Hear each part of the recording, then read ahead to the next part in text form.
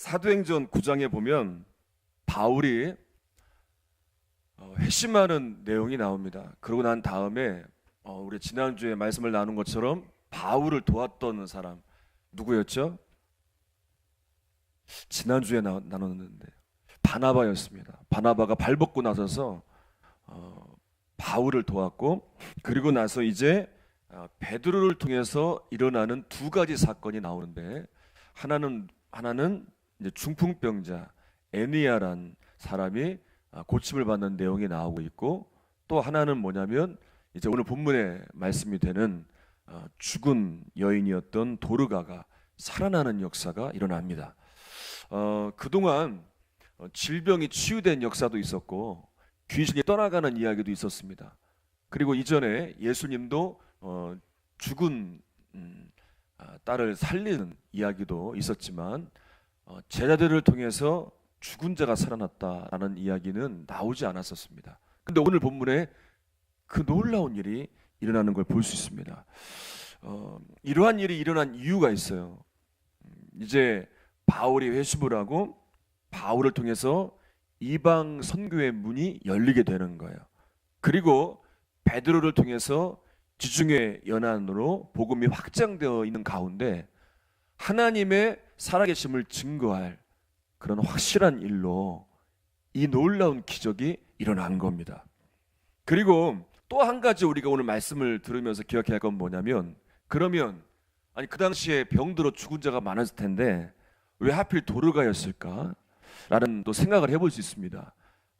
도르가는 누구보다 사랑의 사람이었습니다. 그래서 하나님은 이러한 도르가의 사랑을 귀하게 여기셨고, 그런 도르가를 살리시는 이전에 없었던 놀라운 기적의 주인공으로 만들어주신 것입니다. 한번 본문의 말씀을 보면서 우리 하나하나 나눠보겠습니다. 36절, 37절 읽겠습니다. 시작.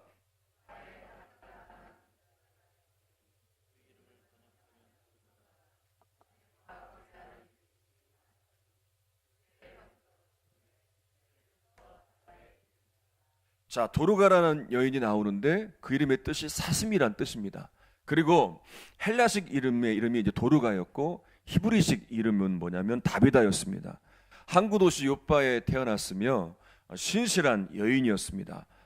초대교회가 이제 예루살렘에서 사마리아 또 전역에 유대 전역에 복음에 영향을 미칠 때, 그때 빌립 집사의 복음 전파를 통해서 세워진 요빠 교회가 있었는데, 그 요빠 교회의 신실한 성도가 바로 도르가였습니다.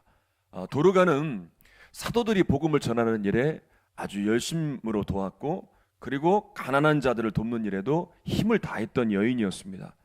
재봉의 이런 재주를 통해서 손수 옷을 만들었고, 가난한 자 또 과부들에게 그 옷을 나눠줬습니다. 풍족한 삶이 아니었지만 어려운 사람을 돕는 이런 일에 아주 열심인 그런 요빠 교회의 귀한 성도였습니다. 도르가는 많은 소유를 가지고 넘치는 재산을 가지고 도운 것이 아니라 하나님께서 주신 귀한 재능을 가지고 살아생전에 헐벗은 자, 가난한 자, 소외된 자들을 돕기 위해서 속옷도 만들었고 겉옷도 손수 만들어 주었습니다. 이 도르가는 자식도 없었고, 그리고 홀로 된 과부였고 넉넉하지 않은 형편이었습니다. 그런데도 그 이웃을 돕는 일에 아주 힘을 다했던 여인이었습니다. 마가복음 10장 45절의 말씀 읽겠습니다. 시작. 인자가 온 것은 섬김을 받으려 함이 아니라 우리여 섬김으로 자기 목숨을 많은 사람의 대속물로 주려 함이니라. 자, 예수님께서 이 땅에 오신 이유에 대해 말씀하시는데, 이 땅에 오신 것은 높은 자리에 섬김을 받으려고 오신 것이 아니라 사람들이 다 주목하고 세워지는 그런 일을 위해서 오신 것이 아니라 섬기러 왔다 말씀하십니다. 그래서 예수님께서 이 땅에 오셔서 행한 것을 보면 언제나 고통당하는 자, 그리고 죄인들, 그리고 가난한 자, 소외당하는 자, 질병 가운데 있는 자들을 찾아가셨고, 그들과 함께 하셨고 그들의 필요를 채워주셨고 또 억눌린 가운데서 풀어주셨고 치유해 주시는 그런 일들을 행하셨습니다. 그리고 모든 사람들의 대속물이 되시기 위해서 십자가에 죽으시기까지 그렇게 섬김의 본을 보이셨습니다. 그리고 이제 예수를 믿은 우리들을 향해서 예수님이 그렇게 말씀하십니다. 그런 섬김의 삶을, 사랑의 삶을 살라고 우리에게 말씀해 주십니다. 지난 목요일 날 우리 남자 성도님들하고 믿음으로 사는 남자들이란 모임을 시작했습니다. 이제 저녁에 일을 마치시고 또 와서 함께 몇 분이 모이셔서 이제 은혜를 나누고 있는데 이제 처음 질문이 그런 질문이었어요. 어떻게 교회에 나오셨습니까? 라고 한 분 한 분 이제 물어봤어요.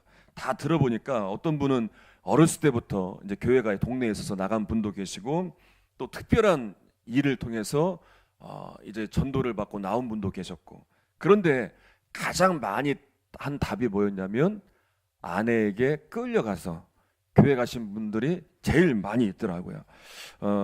아내의 얼마나 많은 눈물의 기도가 있었겠습니까?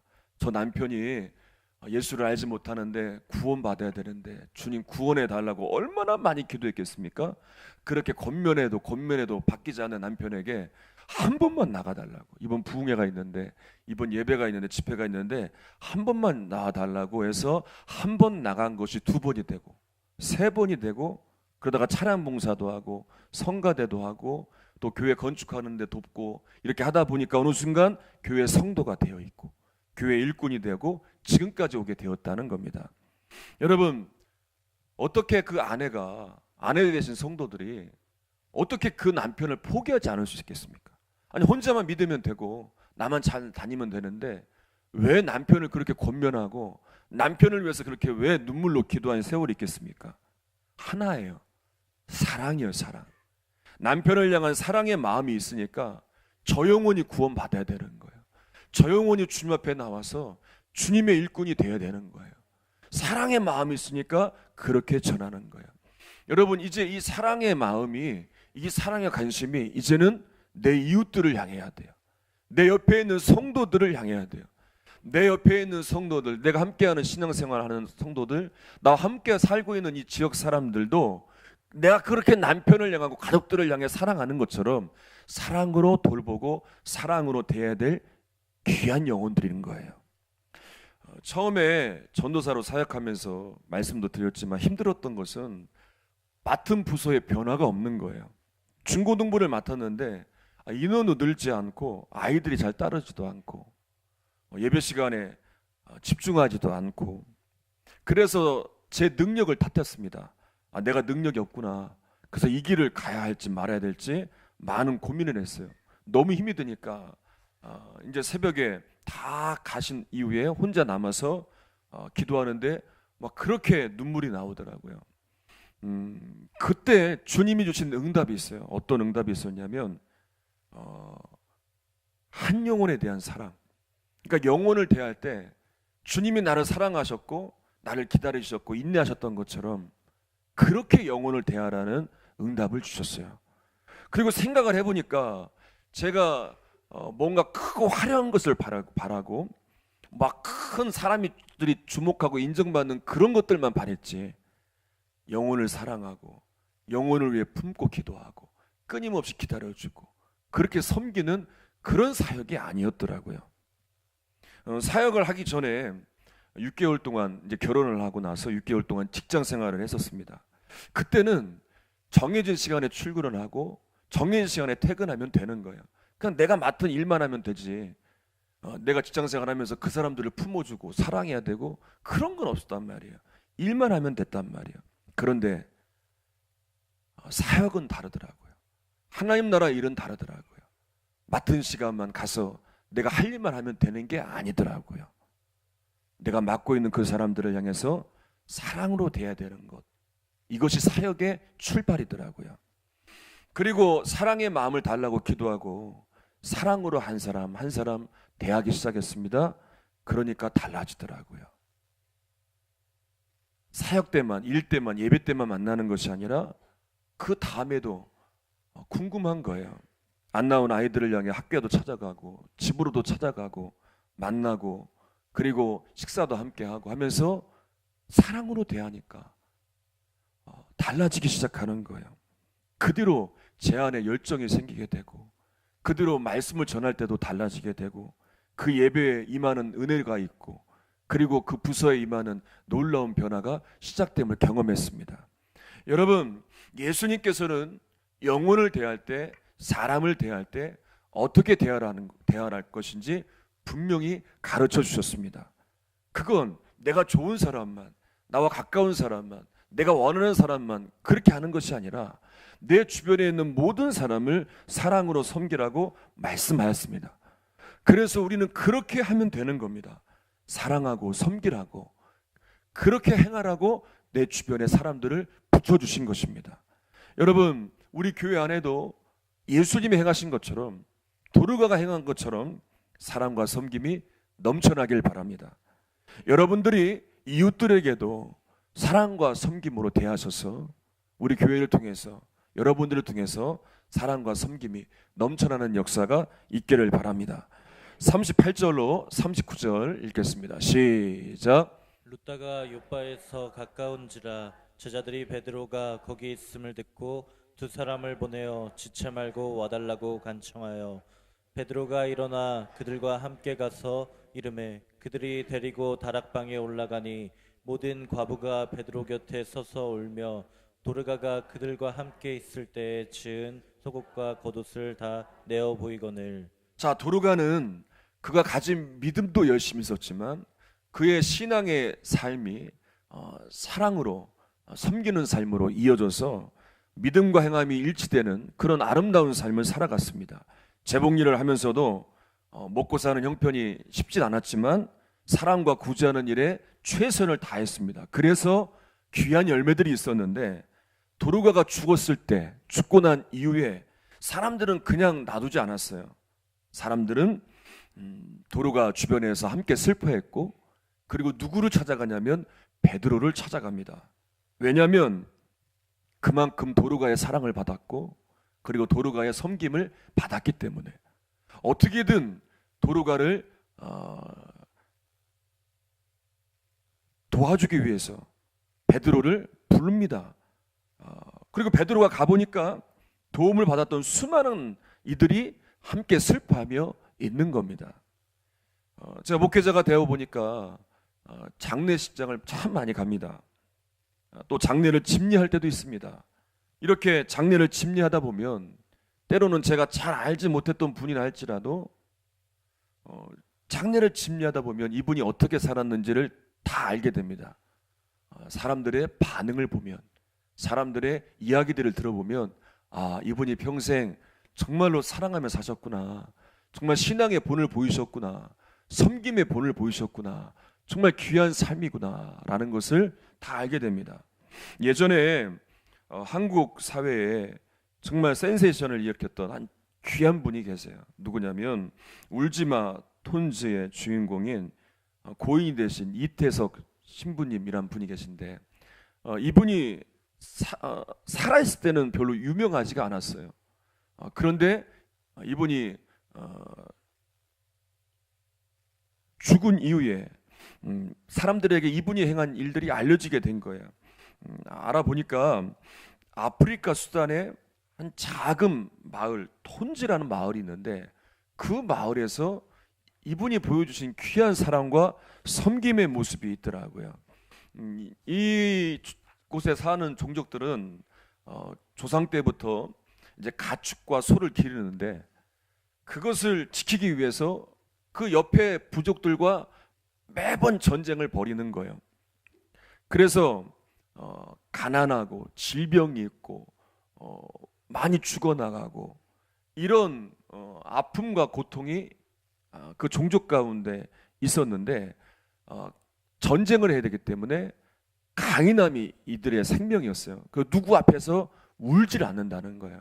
절대 눈물을 안 보인다는 거예요. 그런데 이 고 이태석 신부의 장례식이 있을 때 이 종족이 눈물을 보이지 않는데 다 모여서 그렇게 통곡을 하며 우는 거예요. 아니 그렇게 우는 이유가 뭘까 알아보니까 이분이 하루에도 300명이 넘는 환자들을 돌봐주고 또 무너진 학교를 세워주고 가난한 아이들의 학비를 지원해주고 그런 사람과 섬김의 삶이 있었다는 거예요. 그때는 알려지지 않았지만 누구 하나 주목하지 않았지만 그렇게 섬김과 나눔이 그렇게 변하지 않는 그들의 영혼을 감동시켰고 그리고 그가 죽은 이후에도 그 이야기가 많은 사람들에게 영향을 미치는 것을 보았습니다. 제가 몇 번도 간증을 했지만 제가 신학을 공부할 때는 참 경제적으로 어려울 때였어요. 부모님도 힘든 시기라 제 학비에 도움을 줄 수 없는 형편이었습니다. 그때 마침 첫째가 태어난 뒤에 바로 둘째가 생기더라고요. 그 둘째가 태어나고 한참 많이 돈이 들어갈 때였어요. 그러니 신학교 수업료를 낼 형편이 안 되었습니다.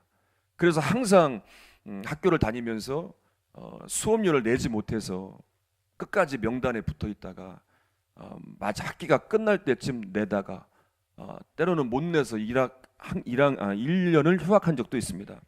그때 별 생각을 다 했어요. 교회에 경제적으로 좀 부유한 권사님들이 계셨거든요. 그래서 그분들을 찾아갈까?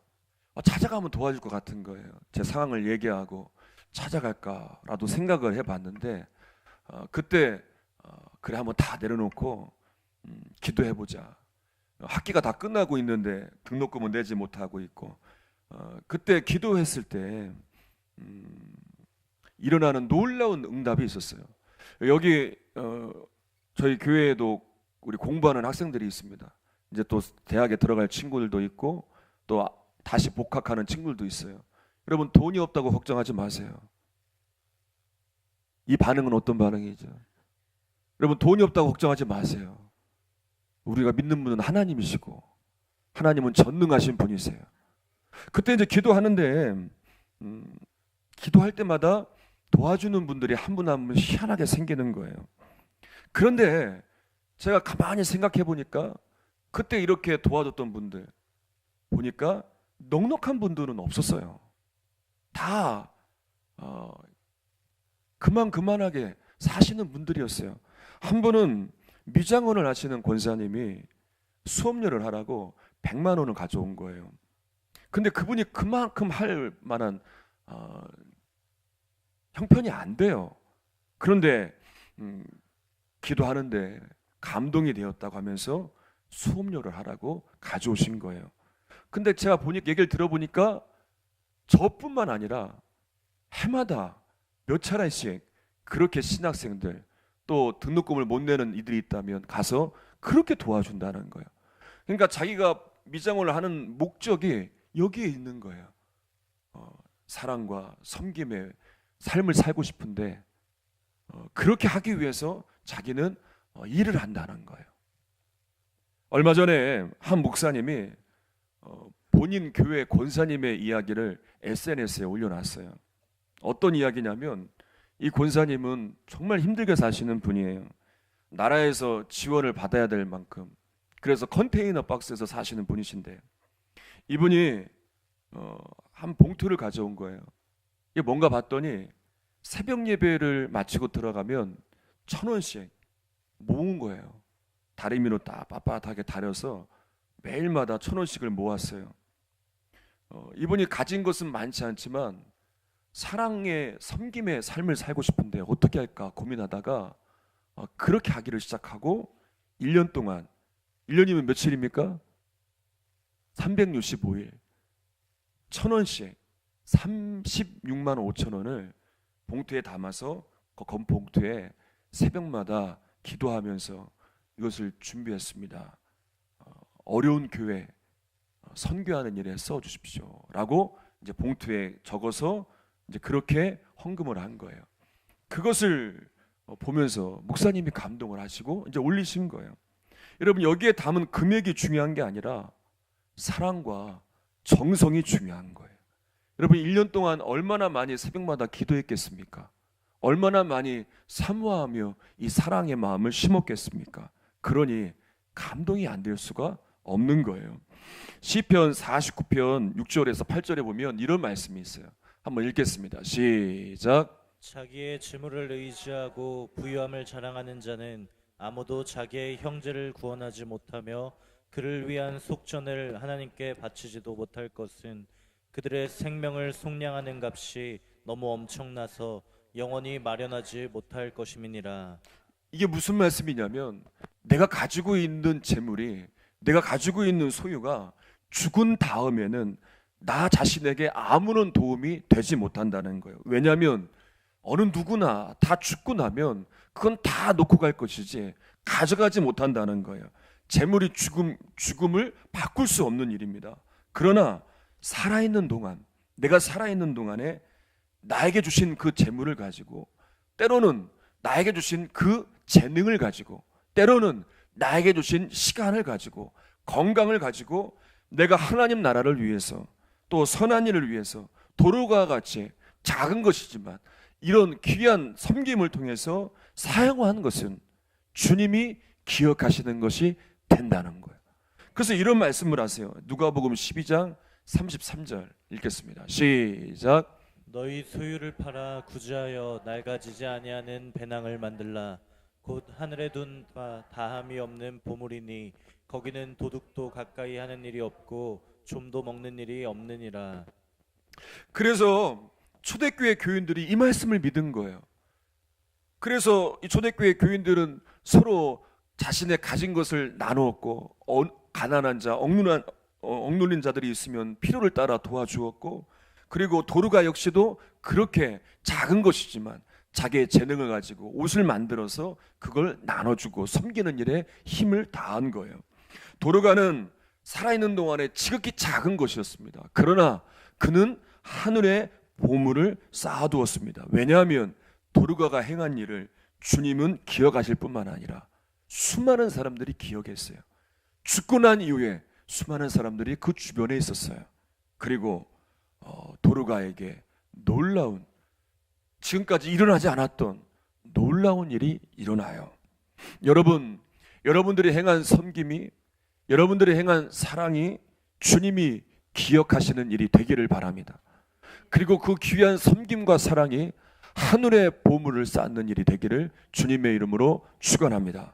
40절로 42절 읽겠습니다. 자, 시작.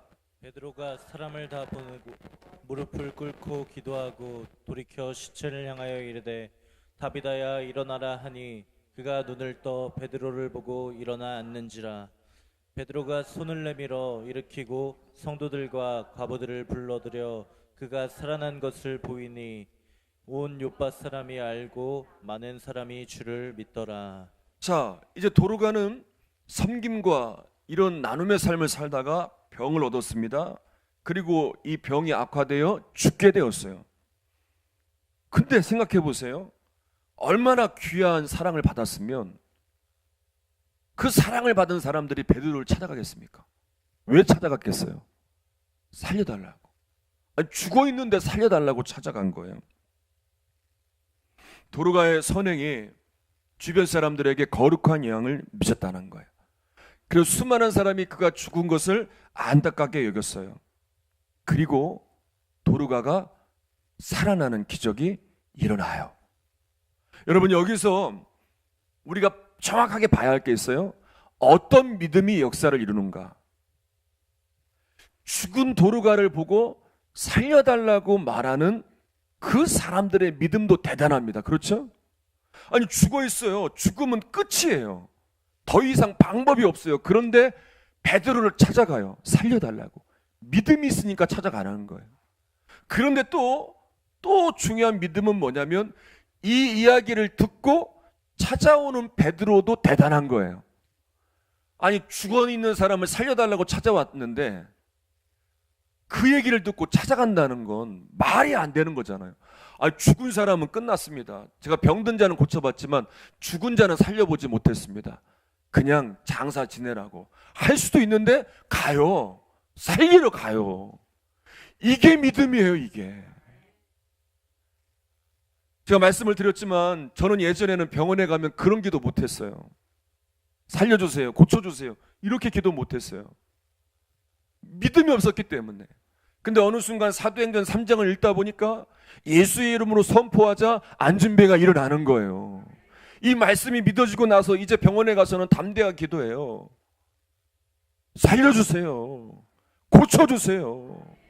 다 죽어가는 분을 향해서도 그렇게 기도해요. 중환자실에서도 의식이 없는데도 기도하는 거예요. 여러분, 기도 받아봤잖아요. 주님 살려주세요. 의식이 없어도 말합니다. 예수님을 찾으세요. 예수님 부르세요. 예수님이 고쳐주십니다. 그리고 그 가운데 일어나는 주님의 놀라운 역사가 있어 왔습니다. 여러분, 이 믿음을 가져야 돼요.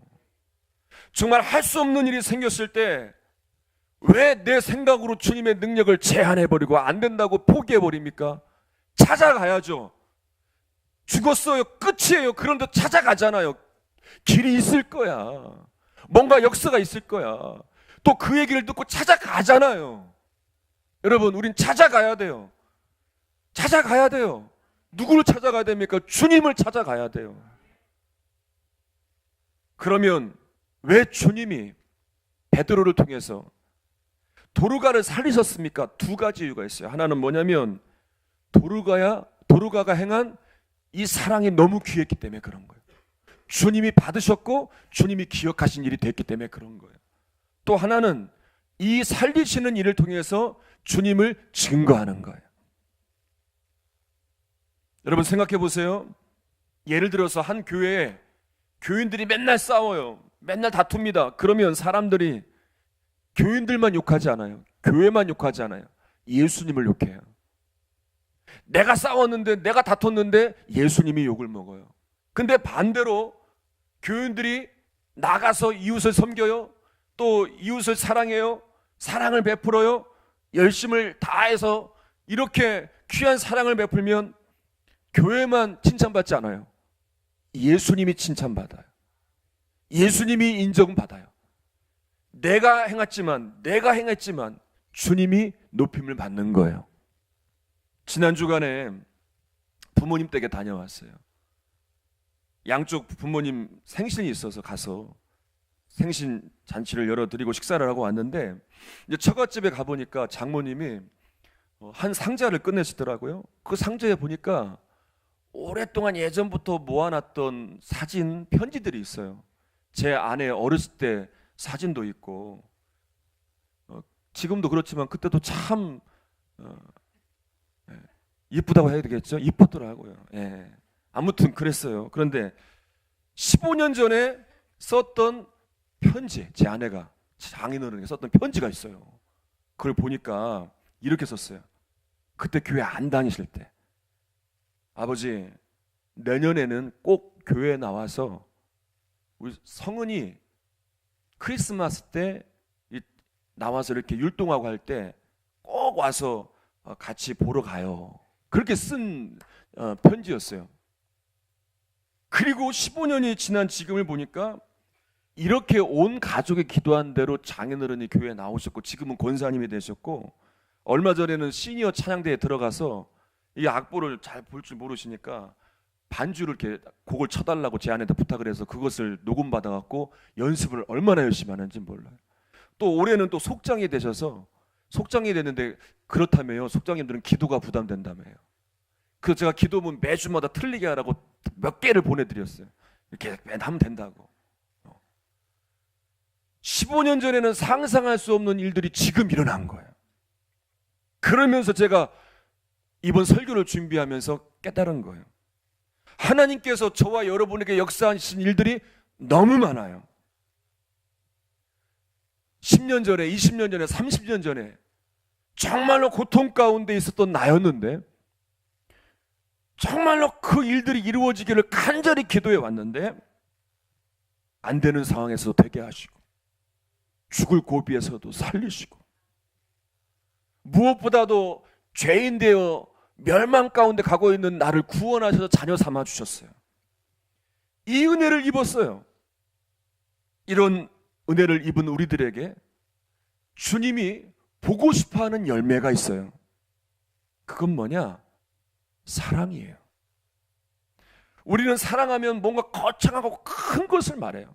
뭔가 많은 것을 가지고 있고 뭔가 준비되어야 한다고 생각을 해요. 아니에요. 도로가를 통해서 우리는 깨달을 수 있어요. 도로가는 작은 것이었어요. 많은 것을 가진 자가 아니었어요.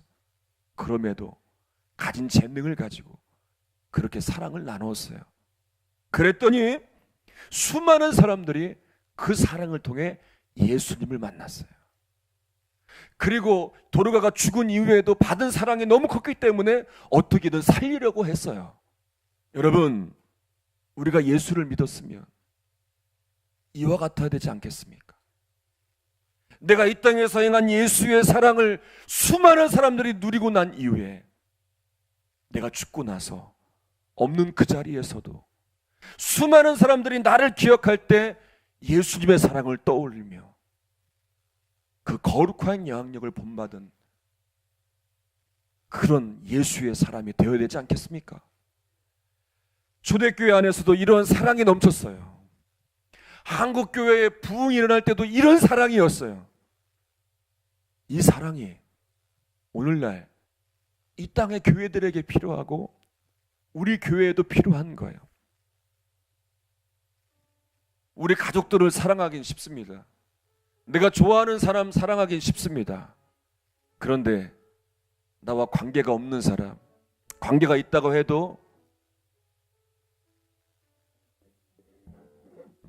내 가족이 아닌 남인 그 사람을 사랑하기란 쉽지 않아요.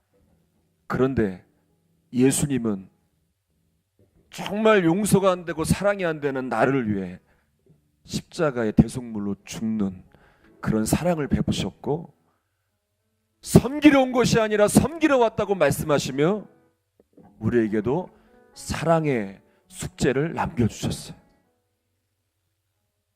그것이 하늘의 보화를, 하늘의 보물을 쌓는 일이라고 말씀하셨고, 그리고 그렇게 사랑의 삶을 살아간 도르가와 수많은 사람들의 이야기들을 성경에 기록해 주셨어요. 이제 우리가 그렇게 살아가야 될 차례입니다. 이제 우리가 그렇게 살아가야 될 차례입니다. 오늘 말씀이 그냥 지나치는 말씀이 아니라 여러분의 심령을 울리고 여러분에게 사랑을 일깨우는 귀한 말씀이 되기를 주님의 이름으로 축원합니다. 우리 함께 찬양합시다.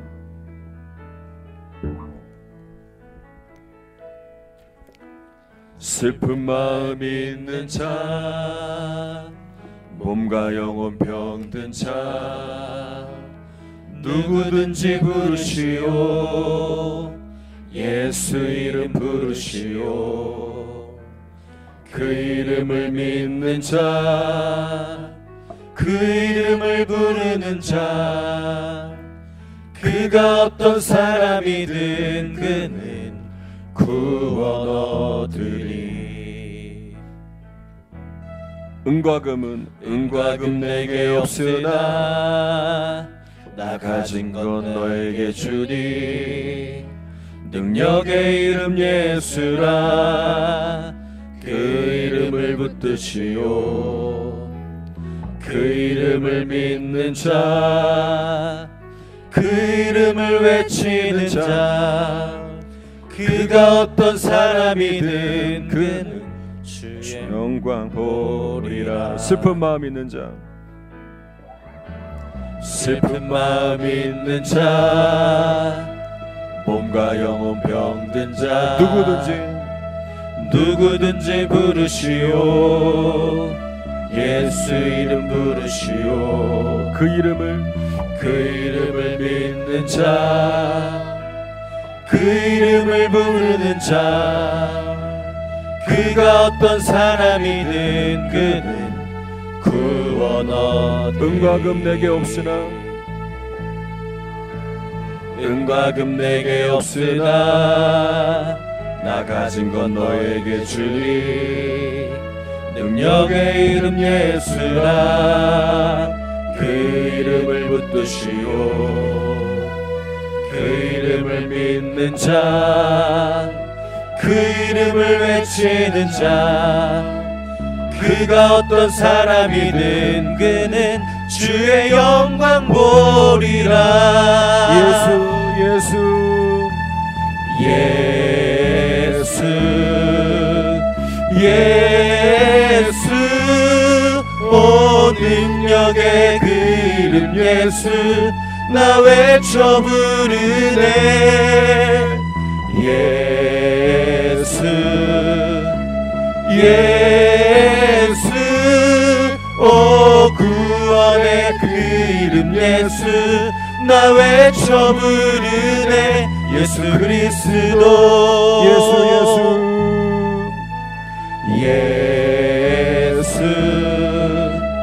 예수 오 능력의 그 이름 예수 나 외쳐 부르네 예수 예수 오 구원의 그 이름 예수 나 외쳐 부르네 예수 그리스도 우리 손을 찬양합니다. 눈을 감고 찬양합시다. 예수 예수 예수 오 능력의 그 이름 예수 나 외쳐 부르네 예수 예수 오 구원의 그 이름 예수 나 외쳐 부르네 예수 그리스도 가슴에 손을 얹고 눈을 감은 채로 한번 오늘 말씀을 잘 기억해 보시기를 바랍니다. 예수님께서 대속물로 섬기시고 사랑하시며 우리에게 사랑을 보이셨습니다. 그리고 그 사랑으로 섬기고 사랑하라고 말씀하셨습니다. 초대교회 성도들은 그렇게 섬기고 사랑했고 도르가와 같이 성경에 나오는 수많은 사람들은 그런 예수의 사랑을 전했습니다.